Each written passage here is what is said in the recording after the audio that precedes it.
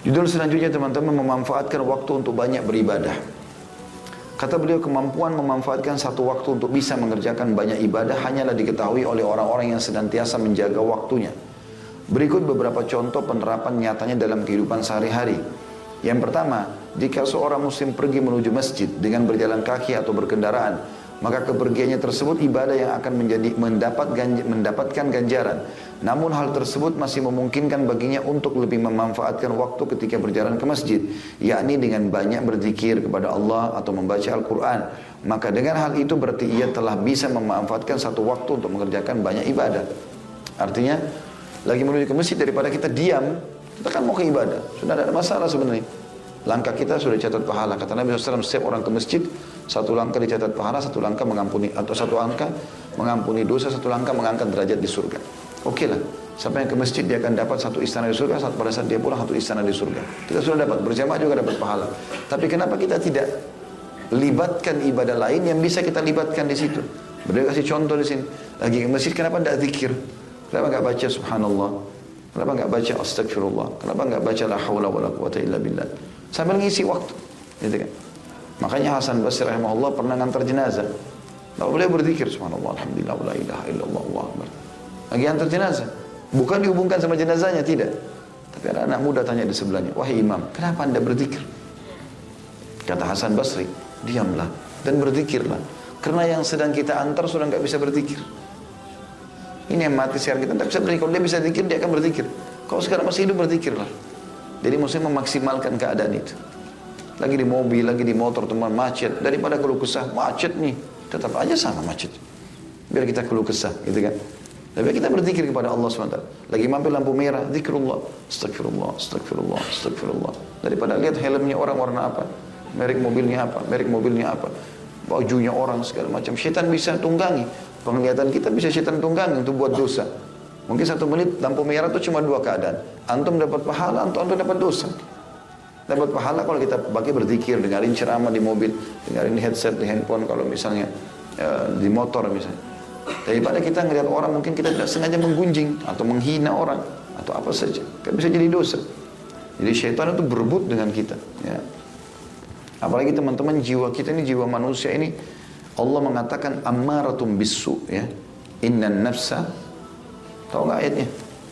Innan nafsa la ammaratum bisu, kata Allah. Jiwa itu, jiwa manusia itu ammarah.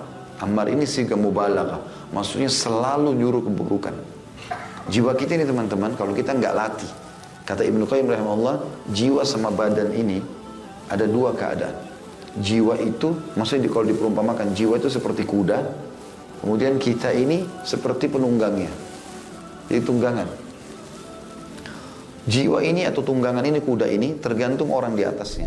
Kalau orang di atasnya seorang laki-laki yang kokoh, dia bisa mengendalikan kuda itu, maka kuda itu akan ikut dimanapun dia pergi. Jiwa itu Allah gambarkan dalam Al-Quran dengan 3 tingkatan. Yang pertama, ammaratun bisu. Kalau yang belum pernah disentuh dari sisi pengajian, agama, apa, itu nanti suka perintahkan kita keburukan. Jiwa kita cenderung dengan maksiat. Ya, suka buat maksiat, suka lihat yang haram, suka dengar yang haram, itu jiwa kita. Tapi kalau kita tekuk dengan cara menolaknya, gitu kan. Lihat ini, enggak, ini haram dalam agama, gitu loh. Dia didik jiwanya untuk ikut dia, jangan dia yang ikut dengan jiwanya. Mau bangun sholat malam, malas, enggak, ini perintah agama, bangun, gitu.